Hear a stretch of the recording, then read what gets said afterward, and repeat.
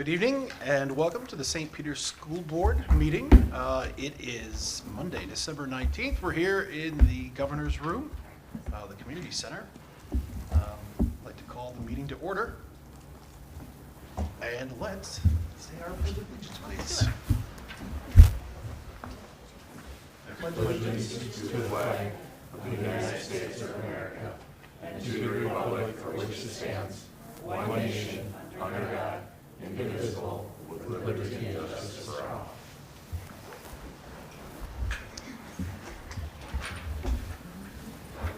We have a nice full house today, and it's great to see everyone. So if anyone in the room or community would like to speak on one of our agenda items, please fill out a comment card in the back. And Sarah will work with you to get that to us. All right.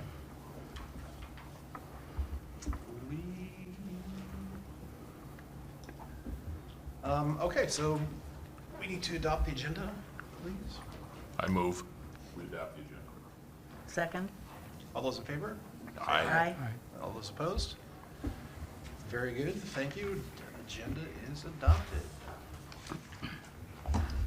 All right, number of items today. Do we want to do truth and taxation right out of the gate? I would. Yes. Or do the student spotlight? All right. Do that first. What? Or student spotlight. All right. Truth. We will move on to the truth and taxation presentation. Thank you, Tim. Thank you. This is kind of an annual requirement every year to do the truth and taxation, basically to go over what our levy is, which we'll talk about later on tonight, and give anybody that's in the audience a chance to ask questions about it. There's 4 pages that deal with that in the beginning of the packet.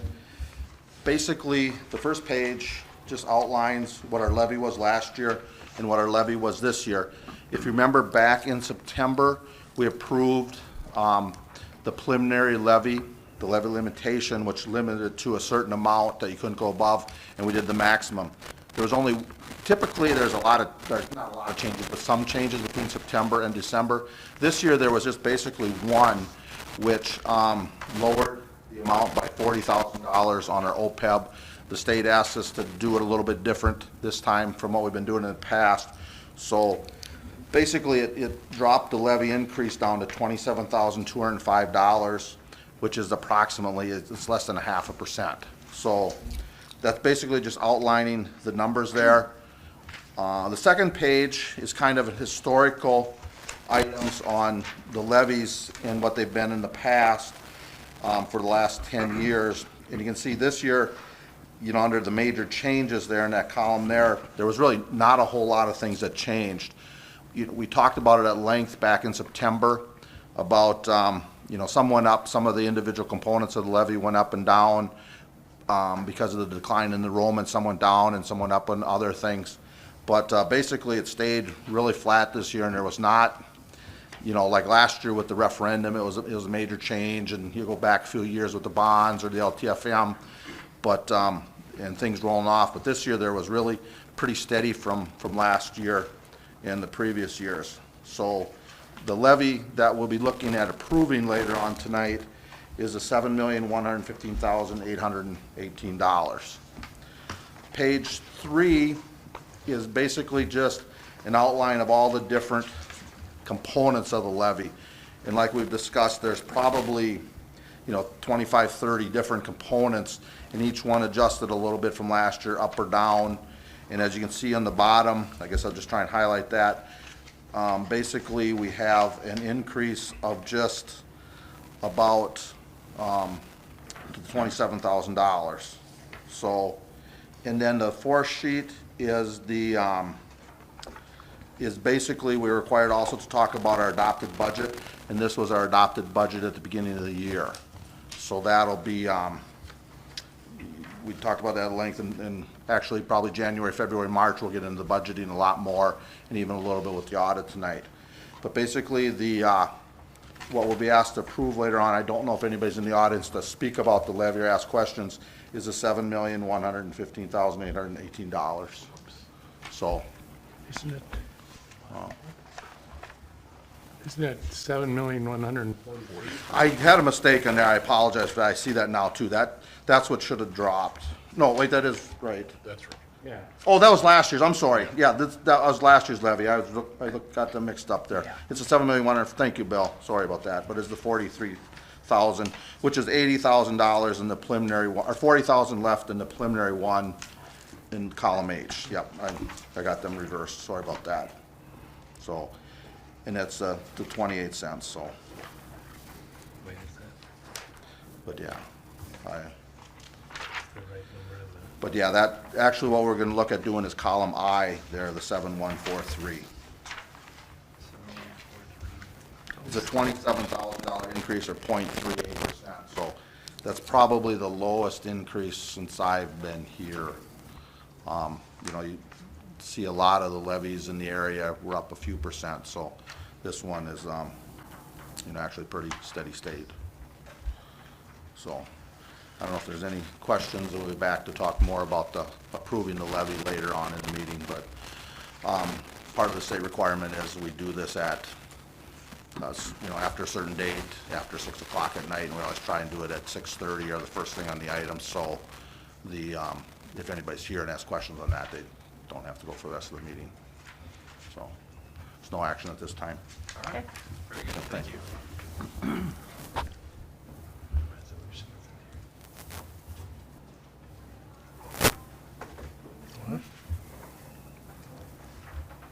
We'll work on that. Yes. Sorry. That was a side note, sorry. The consent agenda, a number of items in the agenda. Typically, we will take them all as a single item, but if someone would like to call one out or pull a specific item in the agenda out, we can certainly do that. Drew, I have a couple questions. More of an explanation, I think. There are two, page, when we went online there, page 24 and 39 are both about the nurse at North, halftime position. So duplication. So I didn't know, We have two of them, is it? well, the online portion was page 33 and the last one in there, I think.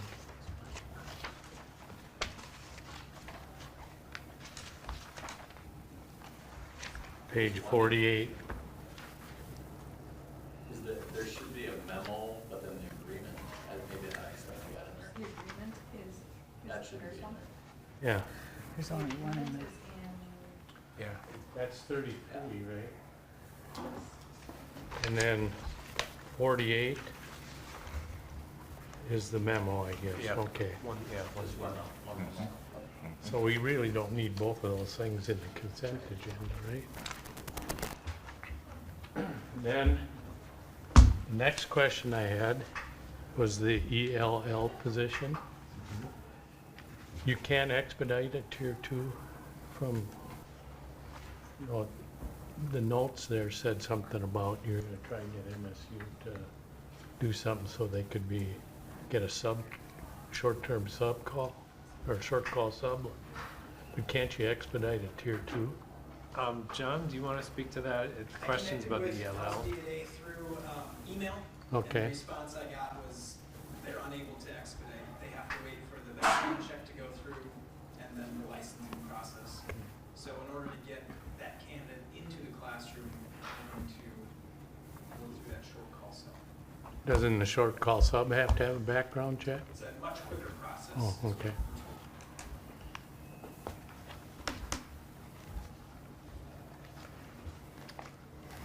Any other items? I'll take a motion to approve the consent agenda. I'll make a motion to approve the consent agenda. Okay. Do we have a second? I'll second. All those in favor? Aye. Aye. And opposed? Very good, thank you. Consent agenda approved. All right, highlight of the night, student spotlight. We saw you walk in. This is great.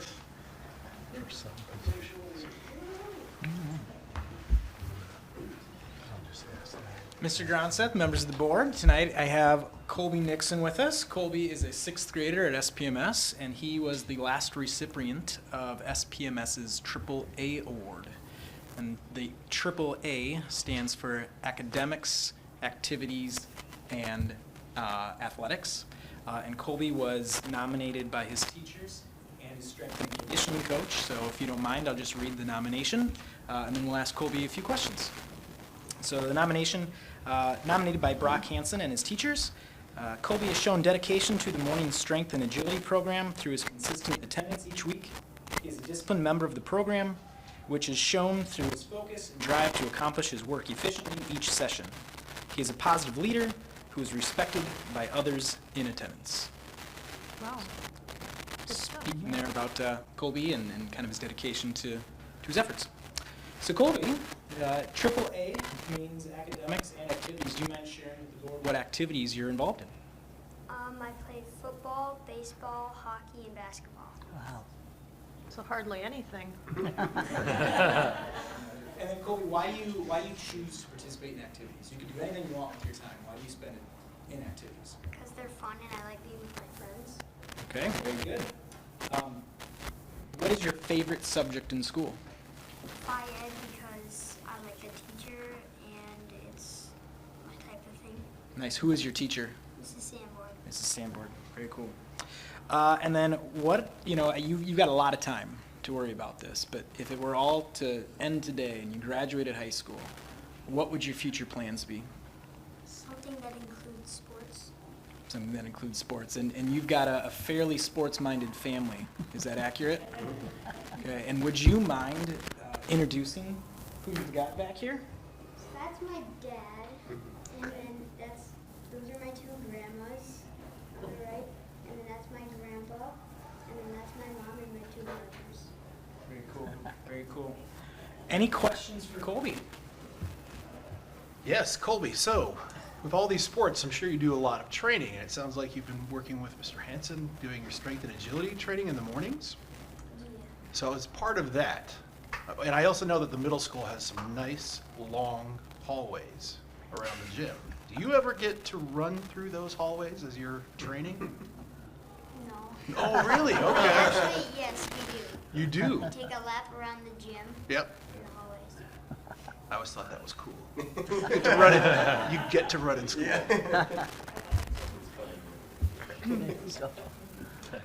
So all these sports, which one? If you had to choose one, which one would it be?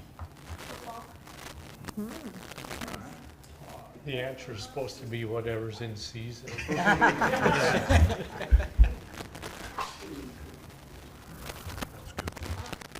Colby, are you a Vikings fan? Yes. I knew we could be friends. Did you watch the most recent game this weekend? Oh, The whole thing? goodness. Not the whole thing, I had hockey. Missed the best part. Pretty exciting. Pretty exciting. So when you play for the Vikings, will you make sure that they win a little bit earlier in the game so it doesn't drag out so long?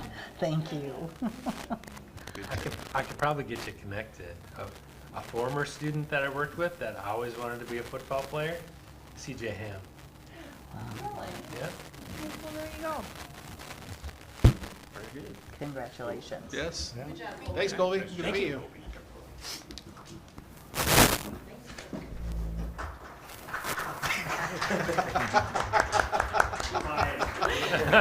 That's all right.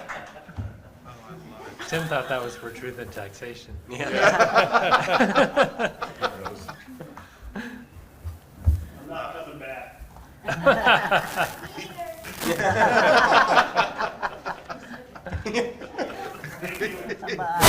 you. Have a good night.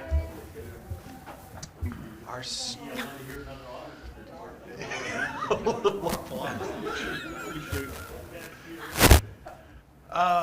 typically, we would have a student council report, but I have a sense that we're a pass on that today.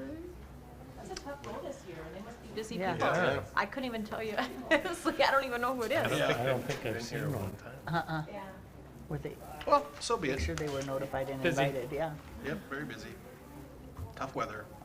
All right, action items for tonight. We have 4 action items that we're going to be getting Very- through. Very exciting. We will get through? Okay, all right. It is the Super Bowl of finances in December. Yeah, totally. So exciting. Yeah. And So our first, quarterback is here. that's right, thank you. So first up, to consider the approval of the 21-22 audit.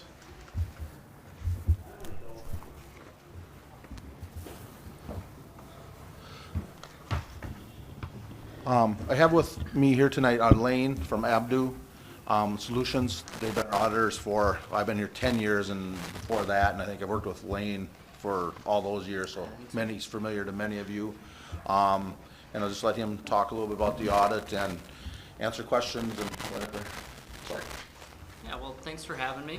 Like Tim said, my name's Lane with Abdo, and we'll be going through the fiscal year 2022 financial statement audit. So we put together a summary presentation to go through kind of the high-level activity for the year and also look at some various trends in some other benchmarks that compared to your school district throughout the area and also throughout the state of Minnesota. So again, it's going to be high level. It should be in your board packets, but if you have any questions along the way, feel free to ask. And Tim, if anything to add, feel free to do so at any time. one thing too, we did go over it pretty in-depth at the business committee meeting last week, so the members that were there, and added some things, in Yeah. addition to that. So, but if you have questions. Yep.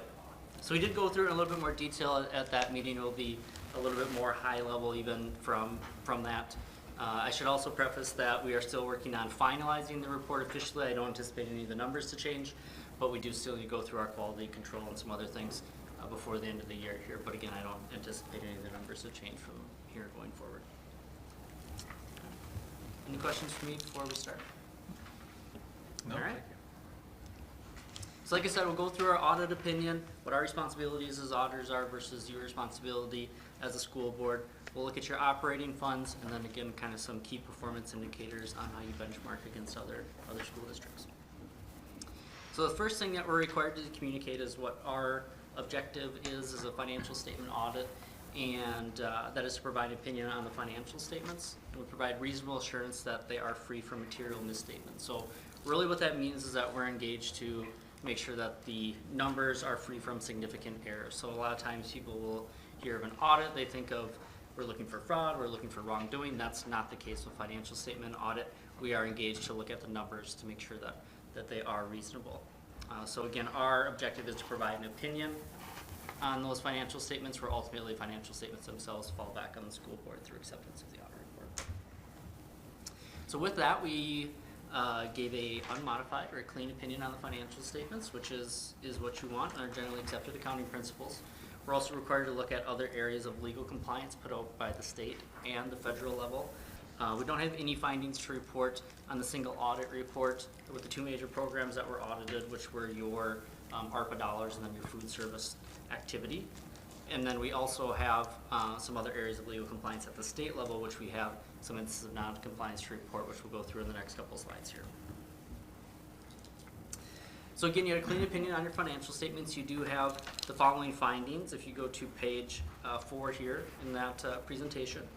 So the first 3 are findings that you've had in years past: preparation of financial statements, limited segregation of duties in the food service function, and year-end accounting and audit adjustments. Very common in a district of your size, and just some things that are required for us to disclose for the assistance that we provide as auditors. Some new findings this year is bank reconciliation adjustments. A lot of that relates to the new self-insurance fund activity that is going to be ongoing.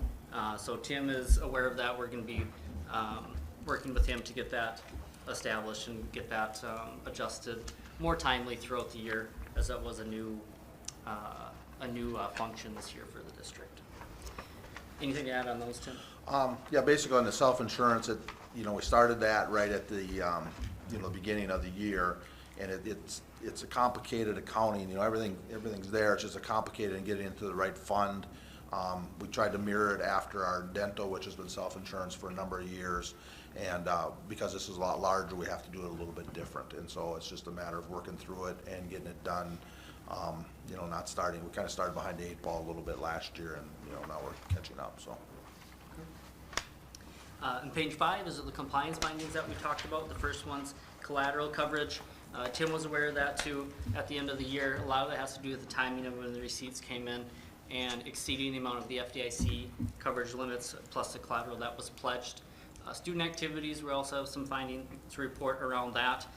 That's been a point of emphasis with the Department of Education the last few years, is to have some additional documentation involved with that in the student activity function, and then also excess cash in the food service fund. So as we'll see in the next few slides here when we get to that point, with the students on the free lunch program this year, with the Fed program, they do limit you to the amount of cash that you can have in the food service fund. They did up that from 3 months to 6 months of expenditures in fiscal year 23. Unfortunately, that does not, it was not retroactive to fiscal year 22.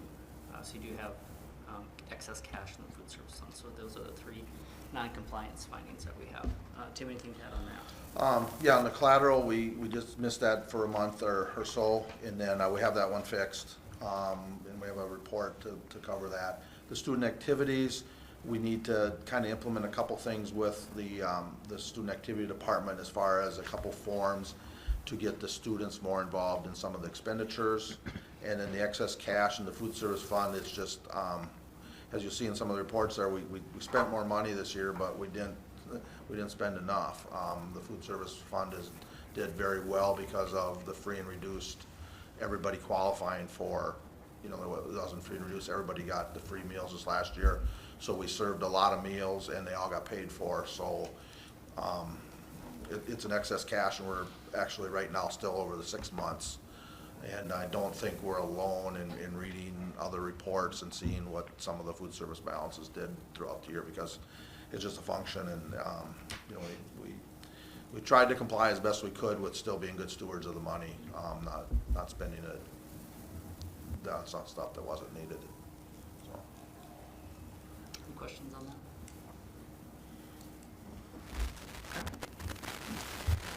We'll keep going then. So page 6 here, the prior year findings, as we mentioned, those first 3 are repeat findings from the year prior. So we'll change gears a little bit and look at some of the numbers. And the first thing that we'll start on slide 7 here is your ADM, and look at where the trends have been on that. So from fiscal year 18 to 20, you were right around that 2220 to 2245, kind of the peak in fiscal year 20. Your ADM has dropped a little bit the last few years. That has been pretty common in most public school districts, down to the level of 2041. And as you'll see with some of that changes in the ADM in the next few slides here and the impact on the fund balances. But the first thing that we'll point out here is go through the fiscal year 2022 in a little bit more detail here. So when the final budget was approved, we anticipated about $30.1 million in revenues compared to about $31.9 million in expenditures. So when the final budget was done, we anticipated about $1.5 million decrease in fund balance compared to down to $7.7 million in total at the end of the year. So what actually happened is that revenues came in short of that by about $900,000. A lot of that is due to the timing of some federal dollars, but expenditures kind of offset that a little bit by about $820,000. So the biggest change on the expenditures, there's an increase in your regular instruction spending and also an increase in your spending, which you'll see in the next few slides too. But overall, so again, anticipated that $1.5 million decrease. Actual fund balances did decrease about $1.6 million, down to about $7.5 million at the end of the year. Sorry, just make one comment on the revenue. The shortfall of $900,000 is probably entirely, we lost, or didn't lose, we came in short on some of the COVID money, what's called ESSER 3 funds. We had budgeted basically about $950,000. They had a lot more requirements on the application for those funds and the budgeting than the prior ones. So we need to adjust a little bit what we're doing, but that money isn't lost, it's rolled ahead into 23 and 24. So if you remember, we always do the rollouts and things like that for the next years. we should be able to have an additional $900,000 in '23 and '24 because we did not collect it in '22. So, we actually, if not for that, we would have came in a little bit better than budget. You know, budget was still negative, but, that was the main cause of the shortfall in revenue. It's like Lane said, it's a timing matter more than we didn't receive it. Okay. So if we go to slide 9, you can see the trend in the unassigned fund balance with that decrease in the total fund balance in the general fund. So really what we want to look at is your unassigned, which is dollars that are available for spending at the district's discretion outside of those that are externally earmarked for specific purpose through NDE. So unassigned fund balance at the beginning of the year was $5.2 million. That did drop down to $4.45 million. You can see in that orange line also where the kind of your target internal unassigned goal is. So total fund balance fell a little bit short of that due to some of the things that Tim mentioned. But going forward, as you do go forward with your budgeting and collection of some of those extra dollars, I would anticipate that you'll still see some of those either level off or maybe increase, but Tim could probably go more in detail about that and what the future holds for the district as well. Okay. So next slide, we can also compare you through the data that we received through the Department of Education. And again, looking at the trends in the fund balance and how you compare to your peers throughout Region 9, which is kind of the greater Mankato area. That's going to be the black line in these graphs, and then also the statewide average of school districts is going to be the yellow. So you can see that your general fund balance has typically been right around that 28 to 32% from fiscal years 18 to 21. So right around that 3 to 4 months of expenditures. That did drop to 24%, or right around that 3 months worth of expenditures for fiscal year 22 for those aforementioned reasons.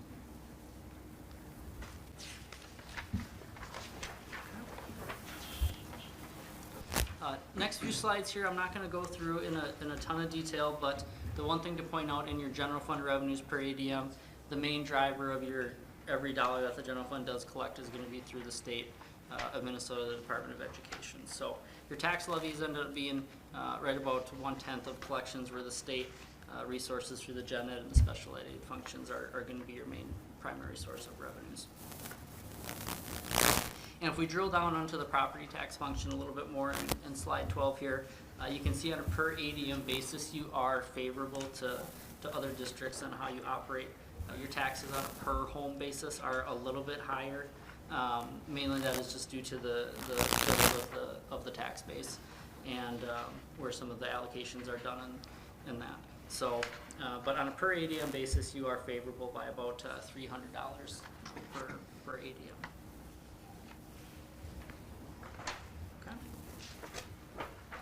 Same thing with the expenditures, not going to go through in detail on every single thing, just to point out that, conversely to the revenue collection and where the general fund spends or disperses their money, about 65% or about 2/3 of every dollar the general fund does spend does go into the instructional side rather than the support. So that's going to be your regular, your special ed, and then some of your vocational spending is going to be dedicated to those resources.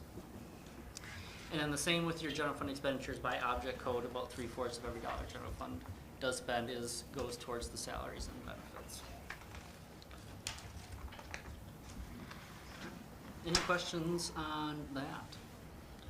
I'll just probably add one thing on the general fund expenditures. One of the reasons they went up is because of special ed expenditures. And there's a couple different reasons for that. First of all, the change in students out at the Oshawa Learning Academy, with more special ed students out there.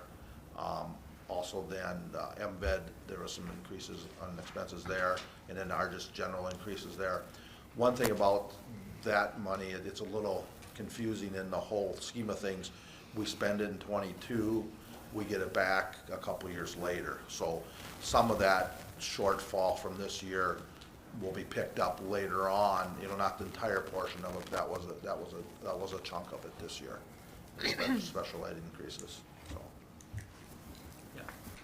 And if we go to slide 15 here, you'll see that a little bit more graphically as we look at some of the box and whisker plots. So again, your school district's going to be the yellow, and the statewide average is going to be or your school district's going to be the orange, and the statewide average is going to be the yellow.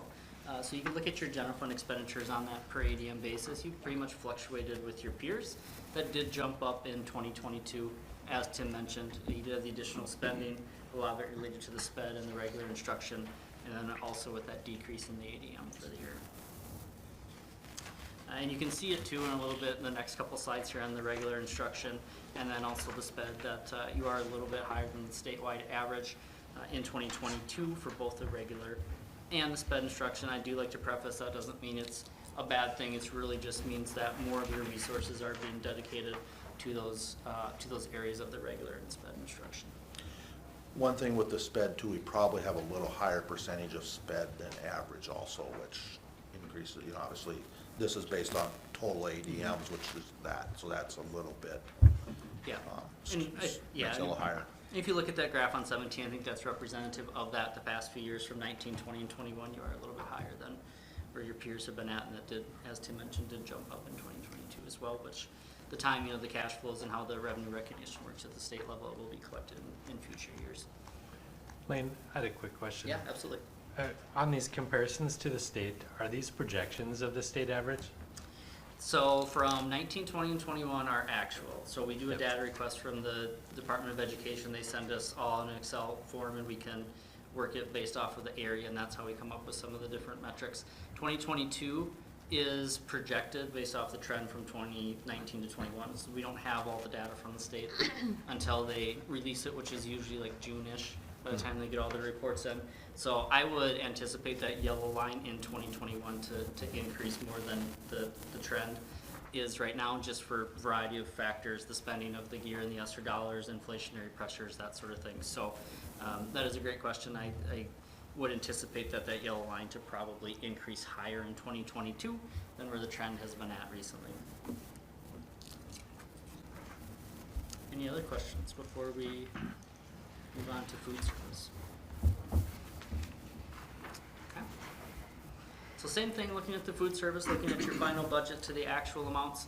So anticipated about $258,000 increase to a little over $1 million in fund balance when the final budget was done. Increase in fund balance was actually $456,000 to about $1.2 million. As Tim mentioned, with the student population available for the free lunch program with the change at the Fed level, that really drove up revenues significantly, which also caused that excess cash finding. So revenues were about $2.3 million compared to about $1.8 million in expenditures. So with the additional meals served and the revenue collected, really was the primary driver in that. One thing, you know, if you divide the 6 months of expenditures, you know, roughly 6 months of expenditures would be about 900,000, and our fund balance is 1.2, so we're over $300,000 of where we, you know, and there may be hopefully some help from, or options, but options on something to do with the fund balance, but to date, there's nothing right now. It's because it's a federal program, it has to stay in food service and be spent on the food service items. You can't transfer it to the general fund. Maybe it'll be changed at some point, who knows, because we're not alone in this issue, so. Yep. Tim, can you use it to pay off unpaid?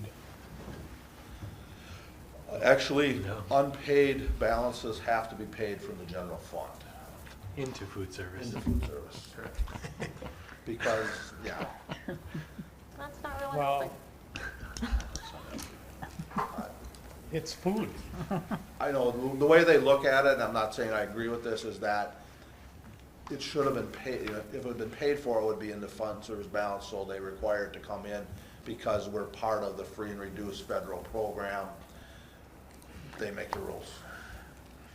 And you couldn't just, any late delinquent payments could just go into the general fund? I think once you transfer that over, which we have not done, then you could probably put it back to the general fund. But you, probably when you transfer it, you're not gonna collect those funds. Totally separate matter, you know, they've been talking, at some point, I think we'll end up with free lunches in Minnesota for long-term. There's some part of the issue with that, and I know Bill's been working on that with a lot of the other superintendents, is that there's so much of other funding from compensatory titles, E-rates tied to the free and reduced applications. And what happened is, when the lunches were free last year, nobody completed the free, or not as many, I shouldn't say nobody, but the application numbers were down. Kind of a bright spot for next year. This year, last year we were at like 28% of the free and reduced. This year with the applications, we're up to like 45, so it's gonna make a significant difference in the budget, but somewhat what happened with the free and reduced lunches, your food service balances went up at the expense of the general fund. So before they hopefully go to free for everybody in the future, they will figure out a different formula for compensatory and all the other items that are tied to that. You know, it's everything to your athletic classifications, it makes a difference on too, so, you know, that and items, so that's what they need to work through. Free lunches would be great, except it did hurt our general fund. So, and that's the federal rules.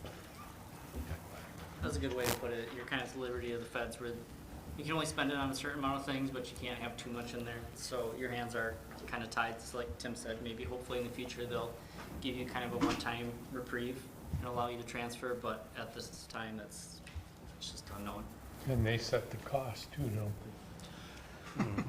they? Yeah, they kind of tell us what we need to charge for meals, or the minimum, because they don't want you to charge too little because you're getting the money in on the free and reduced.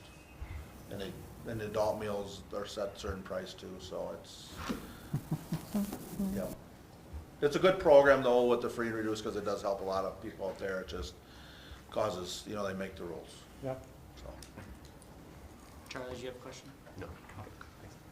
Anybody else? All right. We'll keep going. Slide 19, same thing, looking at your comparisons and your food service expenditures. Again, I would anticipate the statewide average to increase with the free lunch program in 2022. You can see what the impact was with the additional meals served and the cost on the food service expenditures for fiscal year for the district. Okay. Community service funds, it's going to be your other operating fund. Again, anticipated about $272,000 decrease in the community service fund this year. It came in a little bit better than anticipated, $240,000. So expenditures were pretty much right on, within $3,000 of budget. You did have a little bit more collections than anticipated by about $28,000. The fund is still operating at a deficit. Typically what happens is that either there's a budgeted transfer from the general fund annually to subsidize the operation, or once every 3 years to kind of replenish those fund balances, something like that. So that's obviously a decision that's gonna have to be made at the, internally or at the district or the board level to how to finance that. But at the end of 2022, there was a $287,000 deficit in the community service fund related to those activities. Okay. Same thing with the community service fund, again, on the compared to your peers. Nothing really out of the ordinary. There was some increase in the cost from 2020 to 2022. A lot of that is probably just with the decrease in the ADM. And then also, as we mentioned earlier, some of the inflationary pressures and additional costs. One final governmental fund that you have is your debt service fund. So there was a bond refunding in fiscal year 22, which decreased the interest rate on your building bonds from 4 to 5% down to 2.4 to 2.7%. So that did basically cut 2 years off of debt payments for the debt service fund. So those old bonds can't be called until February 1st of 25. So really what happens is that this new bond is going to be sitting in escrow, which is held by a bank to make the bond payment upon the call date. So there is $48 million sitting in an escrow account waiting to be paid. So that's why that graph is a little bit skewed. So once that bond is callable, that bond will be paid off, and then the new bond will take over and payments will be being made on that. You know, one thing we talked a little bit in the business community too, it was a very timely decision to refinance that. Any of you that have watched interest rates since early in the year of knowing what they have done, so it's really looking to be a good decision at this point. The refinance saved a lot of money, and it couldn't do it now. So, You're not gonna get a refinance at 2.5%. no. About $8 million, right? Yeah, it saves at the end. That was it. So the last slide that we have here is to kind of wrap everything up and to look at it all encompassing and look at your total cash and investment balances by fund. So as we mentioned, you have that $48 million that is sitting in the debt service fund, so you kind of have to take that out if you're looking at a comparison. So total cash balances outside of that did decrease by about $2 million during the year. A lot of that is related to that general fund, offset a little bit by the increase in the food service cash. And again, some of it is timing of the cash flows from when you get reimbursed for various purposes too. The other big change is that self-insurance fund, like Tim mentioned. We did split that out to be more transparent for financial reporting level, to have that set aside. So there is about $500,000, a little over $500,000 in the self-insurance fund for, basically what that is premium stabilization in the future for future rates and for that activity. So with that, that is all we had to go through tonight. So again, wanted to keep it high level. Are there any other questions, or Tim, is there anything else that you want to point out?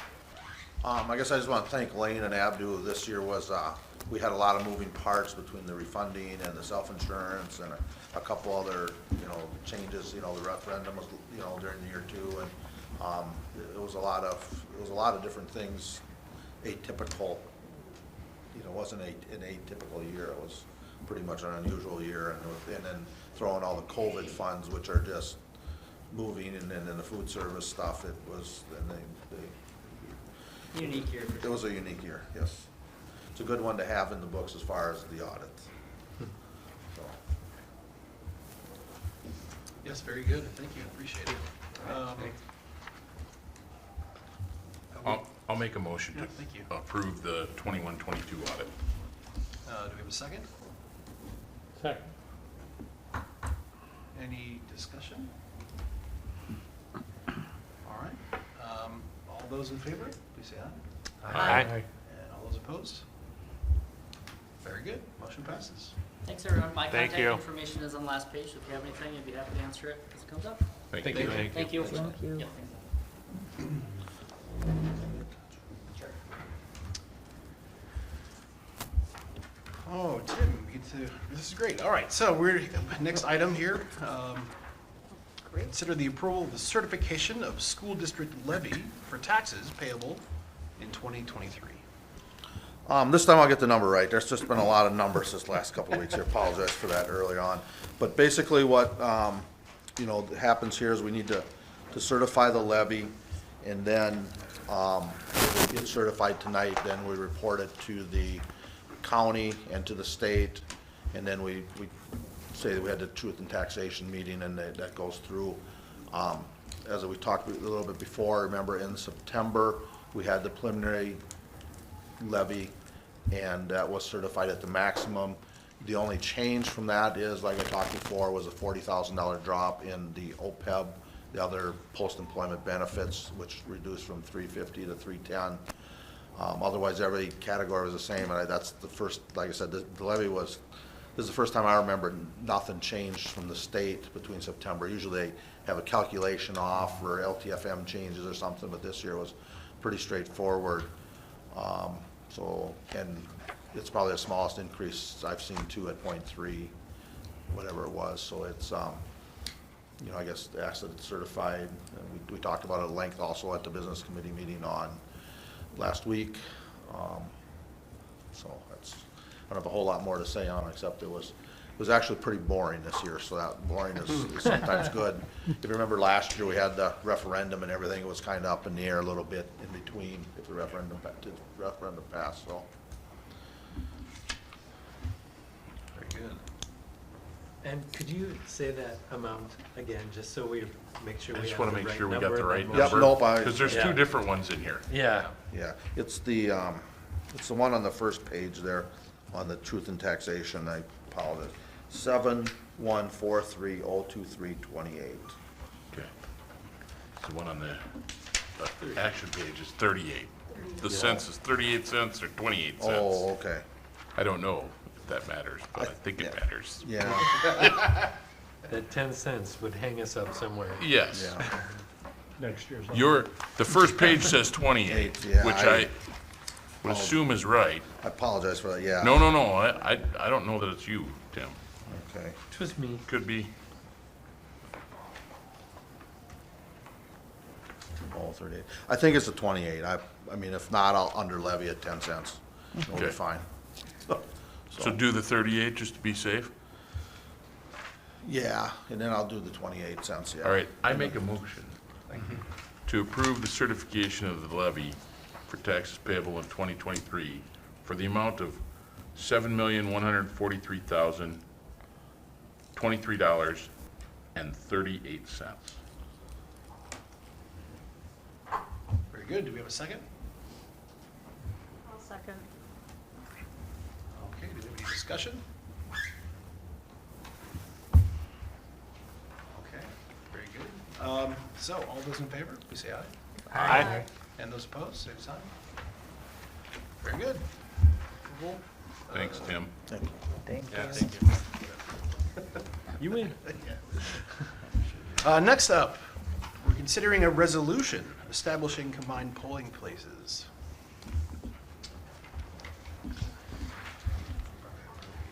Yes, this is a requirement that you do every year. There is one change that is included this year, and that is a change of polling place for people living outside of the St. Peter's city limits in Nicollet County will now vote at Johnson Hall. It previously was at MVED, and it was just a little bit difficult to do that during the day in a school, and so we have moved that to Johnson Hall. And that is the one change for next year. And that'll be that way moving forward. Yep. I believe this says the National Guard Armory. No, That's And, for that's that's in for city. Ford's. That's Oh, outside the city limits. Got it. However, Ward 2, since the city changed and eliminated precincts, I think they're all gonna come in the same door. That's the way it was for this year's election. Yeah. Is that how it always is? Or was that That was a change when they redid the boundaries. Okay. They didn't go all the way down to precinct level, they just had Ward 1 and Ward 2, and that's the way they did the polling places, so you might wanna check with Barb on that. So if it just said community center instead of the Well, door, and I think, or a, yeah, the city sets okay. those. I mean, technically, either door will work, it's Right, just one is yeah. quicker, Yeah. potentially. There's And they only, are we wouldn't- talking about the armory? Because there's No. only No. one No, door the to come in community the center. armory. Oh, Community center. well, down at the No, armory, we've because always then you all just have came in the to same walk door around and just been real if you friendly went in. about it. Yeah. Yeah, right. They're not gonna. It's worked fine. Yeah. I don't know. Which table's mine? So I would prefer to not have to read the entire resolution into the record and just rely on the paper that we have here included within the agenda. Yes, you could just say resolution as included in the agenda. Yes, so I will consider a motion to move the resolution confirming combined polling places for the 24 school year district elections. And I would move to confirm the resolution as listed in the agenda Brilliant. to combine. Any further discussion? Second. Okay, yeah. Oh, thank you. All right, very good. Any other discussion? Nothing, Charlie? Okay, so I'll start with my left. Aye. Roll call. Aye. Aye. Drew, aye. Kate, aye. Aye. Aye. Very good, resolution passes. Thank you so much. All right, last action item. We have the second reading of revisions to the policy manual. And we are looking at Well, policy manual, we'll just leave it at that. All right, there are two that are being deleted. One called Other Working Conditions, that was really a collection of things that are covered in other places, such as contract or other policies, so it was no longer needed. And then the Inclusive Education Program is included in other policies regarding special education services, and so was also no longer necessary. And then Policy 624 about online learning is really about the procedures and the statutes around when a student would like to take online classes, how that works and what the rules are around that. Just want to throw in a mention that we do provide online services through South Central Service Co-op and count as St. Peter courses, so keep that in mind. Very good.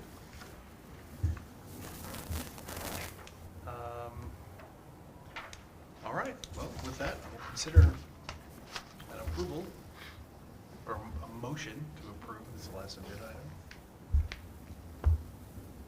item. Move to approve the second reading of the policies included in the packet. Okay, do you have a second? Second. Any further discussion? So when you go through that policy and it talks about services that the district has to provide,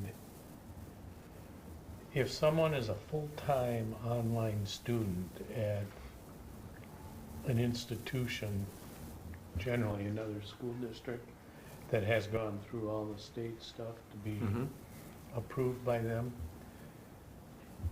if they're a full-time student in that district, do we have any obligations to that student? Not if they're a full-time student there. Okay, that's what I thought, but as I read through there, I didn't see that just stated that way, so. Yeah, they would be counted as an open enrolled student then into that school. This is if, this more so applies when a student is taking, where I'm looking at, supplementary classes online, so they might be taking a class or two, but the majority of their coursework is through us. And then we provide them with computers. And the way the law works and the financing works, that gets paid for first, the online portion, and then we get what's left. And that is the reason students are limited to what they can take. So if they're taking a couple of online courses, they can't then take full course through us because it only pays for so much.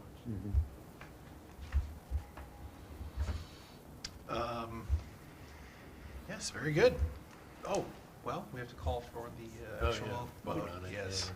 yeah. So, all those in favor, please say aye. Aye. And those opposed, same sign. The motion passes. Very good, thank you. All right, that concludes our action items tonight. We do have some informational items to get to. First off, being the first reading of the revisions to the policy manual. Policy 409, 516, quite a little laundry list. Yes. Policy 409, employee publications, instructional materials, inventions and creations.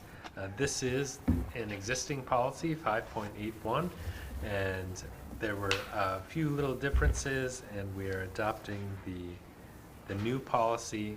Our current policy paid employees for a portion if the district were to make profit. I can't remember a time any district has ever made profit on something that someone has written. I suppose if we had someone write a curriculum or write a book and then we sold it as a district, that would come into play, but it's not a very common practice. So, generally speaking, if it's created during work time, it is a district product. Policy 516, student medication, medical treatment, or procedures. This is a revision to a policy that we have previously adopted, and it is to include the use of Narcan at the middle and high school. So I would be available. We will have staff trained, and in the event that situation would call for it, we would be ready to respond. So that is that change to that policy. Policy 713, concession stands, that is pretty much going through the way it was, except for a change to some of the language to where the profit goes. It was very specific that it would have to go to a specific place in the school related to whatever activity raised those funds. We've changed that to be general fund so that they can use it as needed in those programs. Booster clubs, that is going through as written. We do suggest having some conversations, or wait, is that the one where it's going to general? I'm getting confused. That was going through as written. Yeah. Was that the one that was, I don't, The no. booster club was the, It was finding the out. concession stand, Yeah. yeah. It's because the concession stand is run by the booster club is why Right, I was getting confused.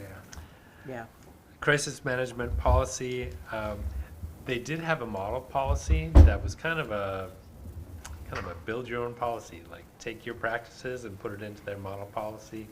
We compared it to our current policy and felt that our current policy was more relevant and fit our district better. And so we are keeping the previous policy, but renumbering it to 806. Actually, the 806F, we do not have a crisis management form, so that one should not have been included on the list. And then policy 503, unpaid meal charges. There was a change at the state level that said you could no longer provide an alternative meal if a student was unable to pay for it. So we corrected the language to reflect the change in statute. So they just get a regular meal or no meal? They get a regular meal. Okay, I'm just clarifying. No. Yeah, yeah. No à la carte, I understand. No Yeah. a la carte. Right. Just the standard meal. On the crisis management policy, I was looking through that, and I'm sure it's fairly detailed with information and so forth. But I have a concern. Now, when we hire new people, like we approved the hiring of some people, do they get an orientation with this crisis management stuff that they're expected to know?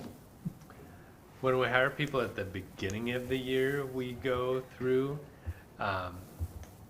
with our paraprofessionals, they do have some training, but it's not to probably the depth that it should be. However, in our crisis situations, it is generally the teachers who are directing them, and so the paras learn as we do our drills. But I'm concerned about these new teachers that are coming on board, if they're getting any training. They do. New teachers that come on board in the beginning of the Yeah, year. What about the ones that Oh, are the ones that are coming in now. now? Do they complete the online training? Because I noticed somewhere in there, I read they talked about bomb threat, and if you got a bomb threat note, what the expected behavior was. I mean, it didn't spell it out, but I'm sure they're taught what they're supposed to do. I could just see someone walking in their first day, or a sub, someone hands them a bomb threat note, and got total panic or something. When we do our drills, I mean, a lot of times we do like kind of a tabletop exercise, you know, respond, like how to respond to that, especially when we do like the lockdown or shelter in place or response drills. And that's probably when some of the best learning happens, because you do have to respond. You get Yep. information on the fly, you have to decide what you do with your own room or to stay put or go on with it. We have been working on our onboarding processes though, and that's a good note to take into consideration.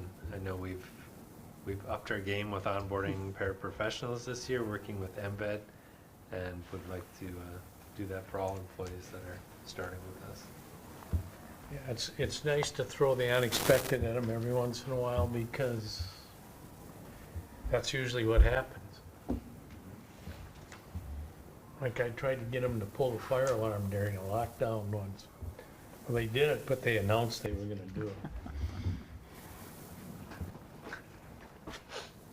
That's what you call a Okay. really bad day, is what you call Yeah. that. Yeah, right. Fire during a Well, lockdown. It's happened though. I know. There've been some school shootings in which they pulled the fire alarm to get kids coming out, and then they shot them when they came out. Yikers. Information item number 2. Oh yeah, I was waiting for a vote. You Oh, don't vote on the yeah, information no items? votes this time. So the Native American Parent Advisory Committee update.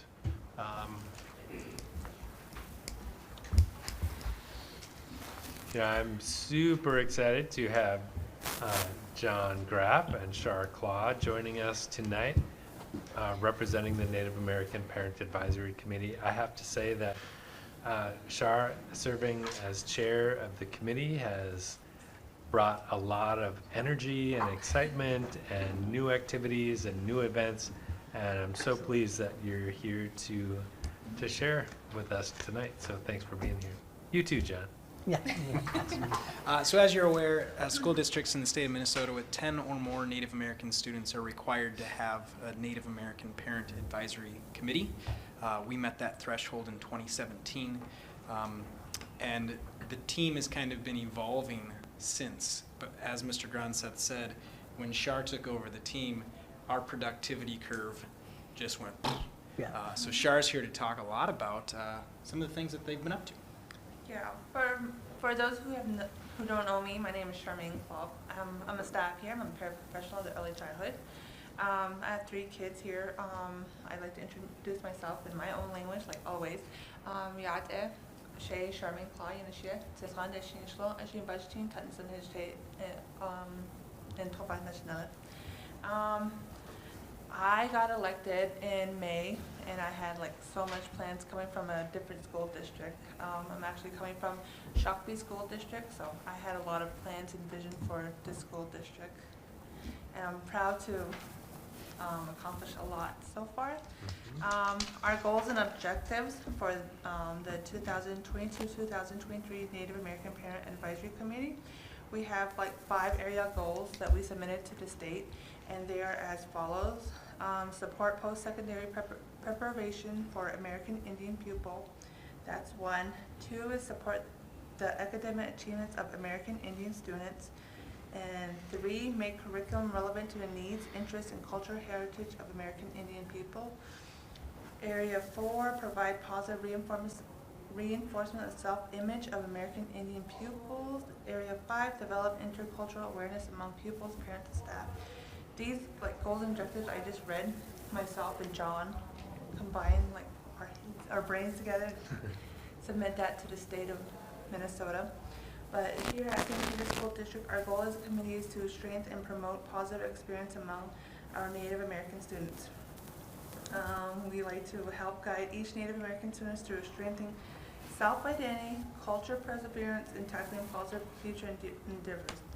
Number 2, building meaningful relationships among staff by offering support, guidance, and culturally responsive professional development. Have staff become aware and meet the needs of Native American students, their history, tradition, and culture. Increase academic success and achievement, improve the graduation rate of American Indian students. Increase academic and educational opportunities for Native American students. 5, encourage parent participation to join our parent committee. This just means to me is like to recruit more parents, Native Americans out there. For an example, we started I think only with 6 rostered members, and we're trying to get 2 more staff to become involved. And then I just like to give a shout out to the 5 additional district representatives that participate in our meetings and give our their input of how they can help our group. And then increase communication between home and school. Our committee is trying to put in place, like, to hire a part-time Native American cultural liaison, which we're truly trying to do this year. We're just waiting for funding. Accomplishments we have done so far for this year is in May, we had our first feather graduation ceremony in Kasota, which we had one graduate, but it was such a great ceremony we had. For those of you that don't know what a feather ceremony is, it's the highest honor of success a Native American senior or child could get. The feather ceremony is a tradition that honors Native American graduating seniors for their accomplishments and offers a blessing as they continue to make their journey in life. And in August, we did like a little recruitment drive at the Nicollet County Fair, and we're hoping to keep continuing on that partnership with them. In September and December, we held like a cultural education for staff and community members. In October, we did an Indigenous walk, and that was just a walk that started from the middle school to the, I forgot what park that was. Minnesota Square. Yep, Minnesota Square Park. It was just a walk that celebrated different walks of life on Indigenous people faith. In November, we did Native American Heritage Month, where the cultural trunk was displayed, and the cultural trunk provided different pieces of Native Americans, families, and students that were represented in St. Peter, which we have Ojibwe, we have Dakotas. The two bands of Dakotas is the Yankton, and I think it was Ho-Chunk, and then the Navajo. And that was a success. The trunk went from early childhood, both elementaries, and then middle school, and then ended at the high school. So each week, the culture trunk went to different schools. And December, like I said, we had a culture event. That was a Navajo shoe game, and that was just like turned out very good. Yeah. And then January, we have another cultural education that's going to be presented by Indigenous artist from Lakota Maid. She's an entrepreneur from Mankato, and she's going to be presenting in January too. Other than that, upcoming for the committee, we're looking forward to the MIE conference at Mystic Lake, the second graduation feather ceremony, and hopefully we have like college field trips we can do with the 7th through 12th grade Native American students. Nice. Yeah. We're still waiting for our aid application to be approved, but St. Peter qualifies for roughly $25,000, and a number of the items that Charmaine talked about would be funded through that grant, or through that aid. It's unfortunate that the process that the state uses for this, the applications don't go in until October. And if you have to make any changes, they let you know, say in November, end of November. And now here we are December, and they haven't received the funding for this year yet. So you really can't move forward with anything because you don't have the funding. And you can't spend it before you get it, otherwise you don't, you don't get it. So unfortunately, it ends up, and it seems like every year, you don't get this approval till after Christmas break, so you've got the second half of the year where you're spending all the money, and if you don't spend it by the end of the year, you don't get to carry it over.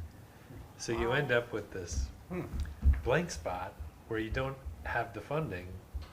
So I'd love to work with the state like Dr. Harstad and say, let's get that approval in the spring so that we can start in the fall right away and spread it over the year instead of doing all the spending in one half of the year.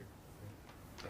And I would like to say that given that fact, the fact that Charmaine, under your guidance, there has been a lot of energy and a lot of positive interaction throughout the entire district and the community with the group, with very little expense, except you guys do all the great cooking, so it's been wonderful what you've done. Thank you.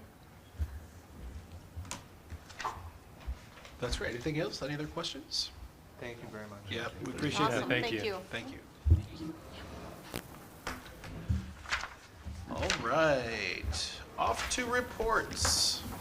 The building principals.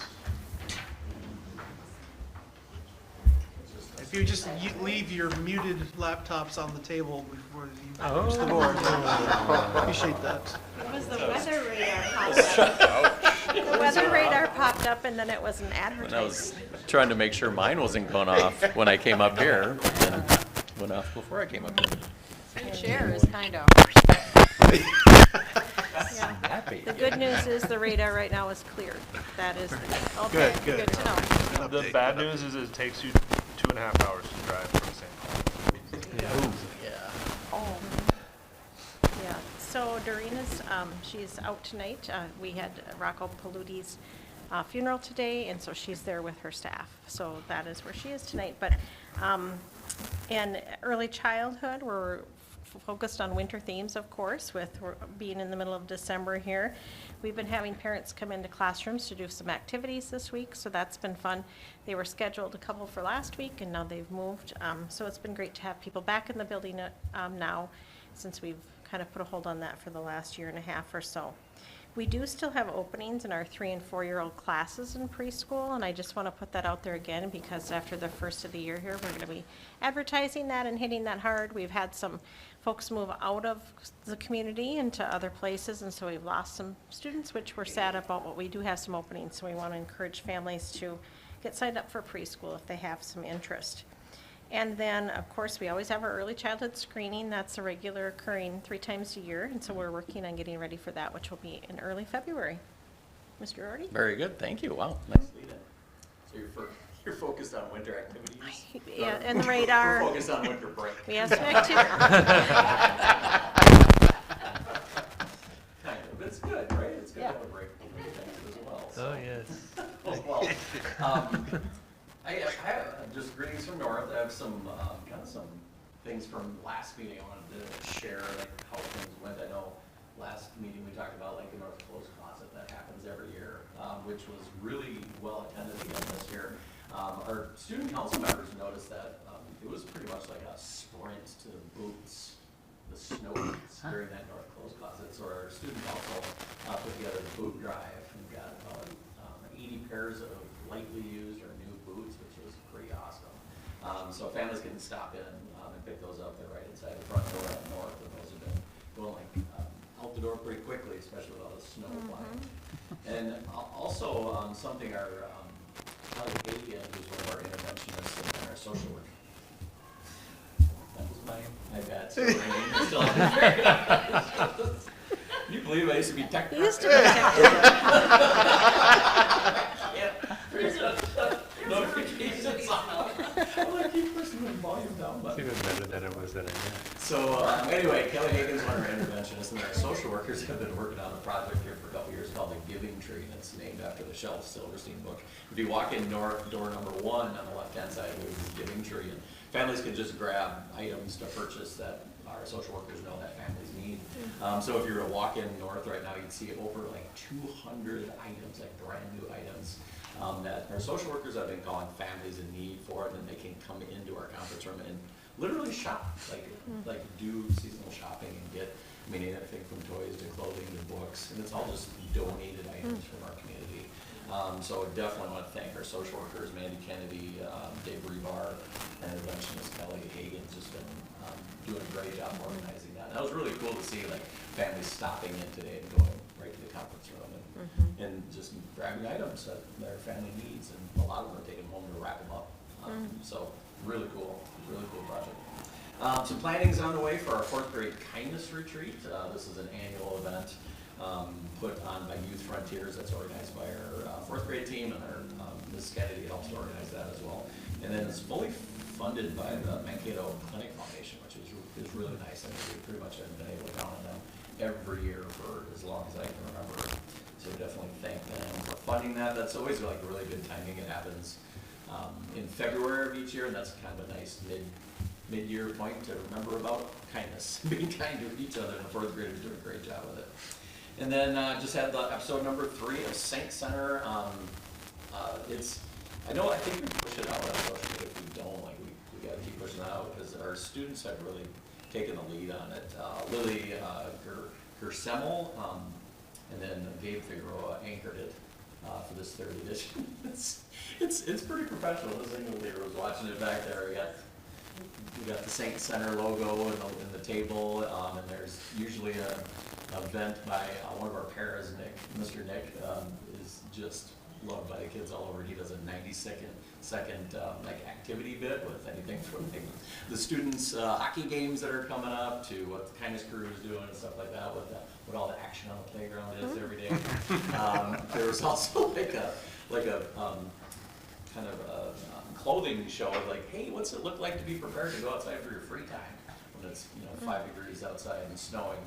That the 4th graders did. So it's just all things that apply to like PBIS and support like what's it look like to be a fourth grade student. And then I get to sneak in there and usually do a book sell. Like they only give me 1 minute though to do a book sell, so very stern on that. I'll have to get some pointers from them. What's that? I'll have to get some pointers from them. Chuck me down. That's it. Very good. I'm going to give a round of applause. It's inspired. Reminds me.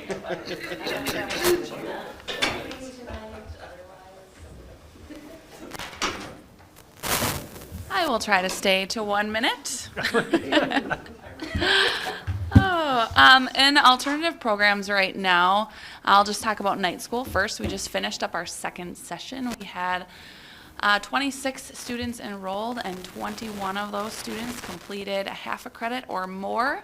And then there's a few students that will just continue on. We don't make students start over. They don't fail night school. They just continue on the next time. So our next session, registration for session 3 is from January 4th to 24th.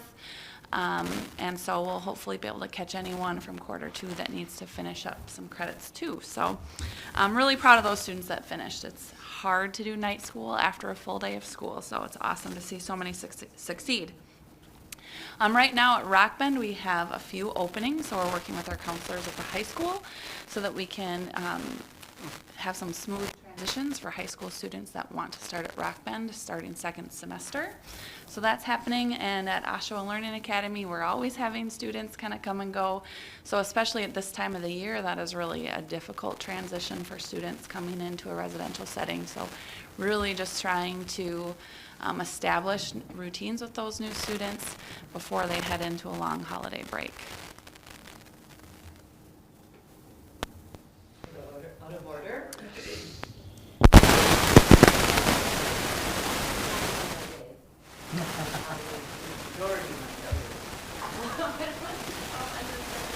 Our veterans program. I know I already talked about that up here, but the high school is working with the American Legion on collecting enlistment photos to include in our program. Photos we may have in the past year that we graduates or alumni who are veterans or currently serving in the military. So now we're starting a collection of pictures and to include those. It can kind of turn into sort of a yearbook sort of thing. And I had the great honor of going and speaking since I had that great idea. I got to attend the Monday night Legion meeting, which I was happy to do. Also in November, I don't think we've had a board meeting since our musical. The fall musical Shrek was a huge hit. A couple nights were pretty darn close to sold out. Kids did a great job, and I want to thank the theater department for all of their great work. I know most of you were able to attend, and it's pretty impressive. And then Bree Bergstrom is our she was new last year. Feels like she's been around for a long time. Just had our winter choir concert. I believe there were, those of you who were there were probably 200 kids on stage. Yeah. So we already had a large high school choir, but she's continuing to grow that, and they are currently fundraising for their New York trip this spring. I believe we have at least 150 people who are going on that trip. So she's not only very talented, but she's brave. I'm gonna as well. Yeah. Yep. That's, 2 planes. I was gonna say, it's more than a plane full. A lot of buses. Is it always going to be the 9-12? Because didn't it used to always just be junior, senior? Yeah, maybe Hermanson had. Yeah, he might have had something She's there. also included, she's included 9-12, which, New again, York. she's very great. How many chaperones with those 150 You go. kids? There are, like, Okay. that's almost go? at least one bus load of Okay. adults who are attending too. She's gonna put all the adults on the one bus? Wait, they're going by bus? No. Once they're there, they travel by I'm like, oh my goodness. That's like a lot of buses. even. Yeah, right. Navigating. Yeah, piece of cake. Convoy going to Right. New York City. It was a great trip. If it's anything like the one that we went on in 2019, it's a really fun trip. They keep those kids going all day Yeah. long, from early until late, so they're worn out by the end of the day. I don't remember. So were we. I don't remember which year it was, but pre-pandemic, I was in New York for work and ended up catching up with them at the Met, and that was pretty fun. Yeah, That's pretty cool. that's a great trip.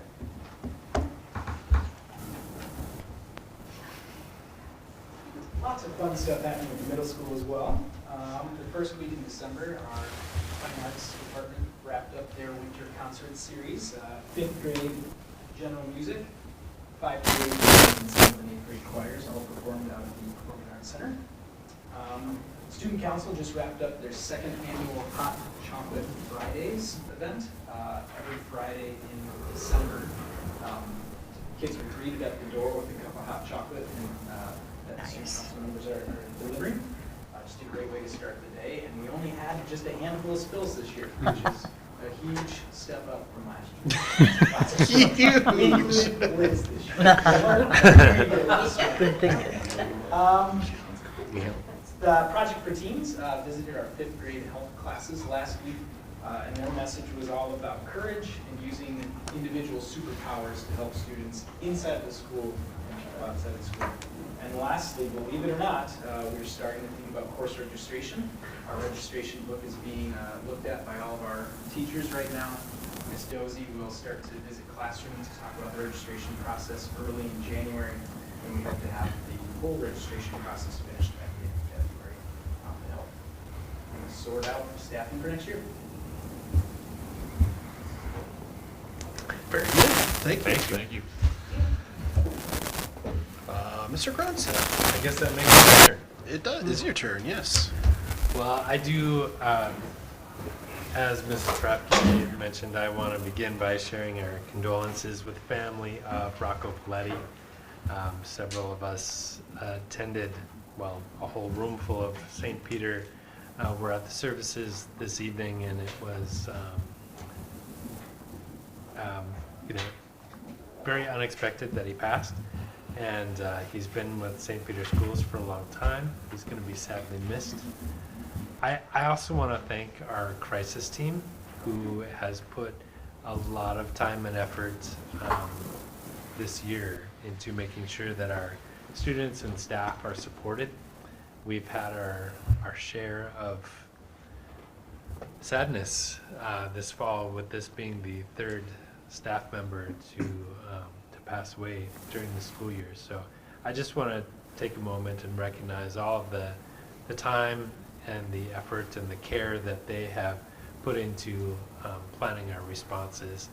And hopefully we're done with that for the year, but I know that they are always the first ones to show up whenever needed. Okay, moving on to happier thoughts. I'd like to extend my thanks again to the music and arts department at all of our schools. It is the season for lots of events and concerts and displays, and they've certainly kept our schools hopping with activities. I know how much work they put into those events, and they're greatly appreciated by all who participate and all who attend, and there's been lots of full houses. Another note, we had talked about having promotional videos for the district. Those are completed now.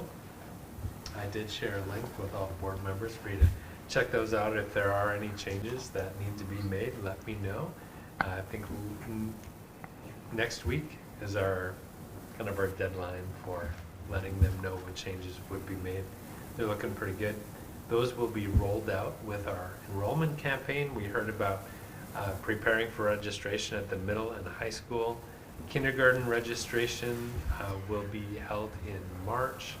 And so as we are rolling out our registration, we'll also be rolling out the videos. They'll be on our websites. We'll be using them on social media. We'll be doing some advertising with them. So they will, they'll be seen by a lot, and we'll be able to track that through our Google Analytics. And so we'll have to do some experimenting in the near future. Google Kindergarten St. Peter and see if the ad pops up with our new video. That'll be pretty cool. Anyway, I'm sure everyone is very aware that there's only 2 days of school left this week. Break begins on Thursday. We come back on Tuesday, January 3rd. Notice I said Tuesday because the first is on a Sunday, so the holiday is the Monday, so we come back on Tuesday. Hope everyone has an enjoyable and safe break. I do want to mention that yet again there's snow in the forecast in a major way, and so we will be up early and out on the streets checking out how safe it is. But Wednesday right now they're calling for 5 to 10 inches of snow here in St. Peter, and so we will see. It's supposed to be light fluffy snow though, so Just Just a little bit of wind and it'll be fun. yeah, they're talking about 40, 50 mile an hour winds. I'm sure it won't be like a giant snow globe at all.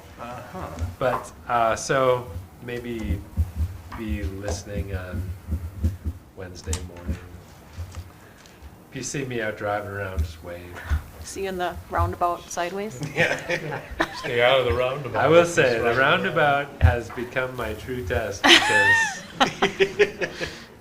Doesn't lie. From the west. so you guys know I drive a truck, but I don't put it in four-wheel drive when I'm out testing, and I went around that roundabout, and the back end of the truck just kept going, so I was kind of in the middle of the roundabout.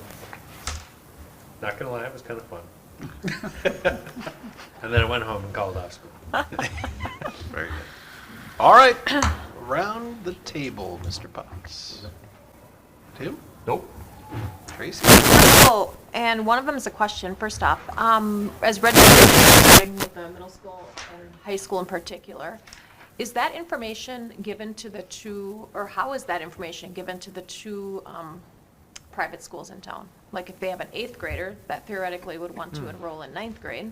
I Mr. know. Graff? I'm sorry, I couldn't hear the first part. How is the registration information shared? Yeah, With- so with like, private schools. yeah, if it is, especially for the, I mean, obviously, certain schools only go till 8th grade, so they need a place to go for 9th grade. Certain schools are really good about sharing information about registration, and I was wondering if as a public school, if we shared that information with those kids, because that is a group of kids that, I'm seeing we do? Principal Engeldinger nodding over there. I will double, triple check with Michelle. That's a great question. I believe our counselors visit some of them and share that information. I That's think just a thought. I think perhaps not every school was open to having them come. Oh, that might be a thing. Okay. Well, there you go. Okay, the other thing is if you guys ever want some entertainment, go up to the high school at about 8:25 because I was up there for a meeting, yeah, and Mr. Clark does a great, they don't do bells, but Oh, it's a whole yeah. thing. I mean, and it's The kind of funny, announcements, like the yeah. announcements and some historical facts about things and a lot of music, and it's rather entertaining, so. And then the other is just a positive experience encountered with our school resource officers and a great things happening, and I think we need to remember that in being that bridge between the school and the community, and just is a very good program for us to have. So that's what I got, and Merry Christmas. Kate? I have nothing, thank you. Very good. Mr. Cal? I sent out the delegate assembly resolutions, so if you have any questions about that, feel free to get in touch with me.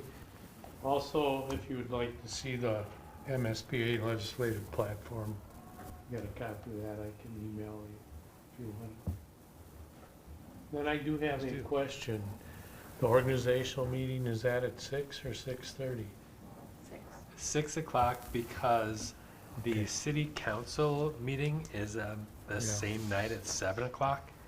And so we need to be out of here by 6:45. So we need to correct we this will right here. Start at 6.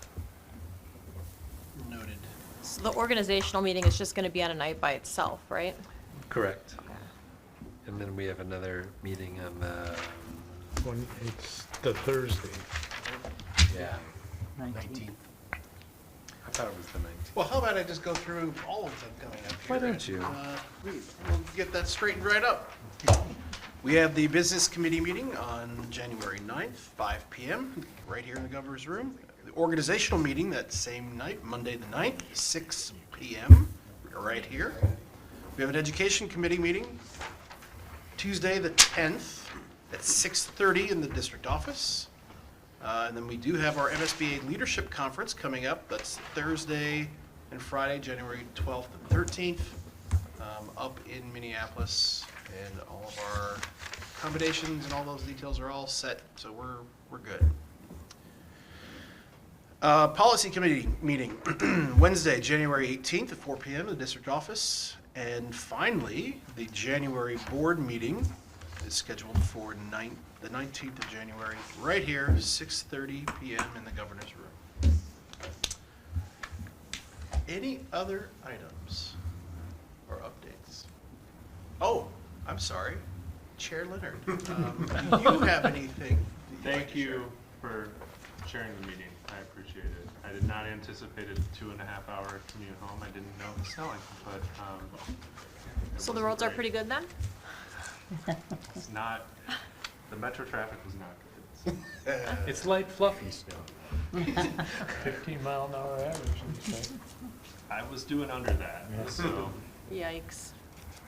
Okay, with that, I'll take a motion to adjourn. I'll make a motion to adjourn. You have a second?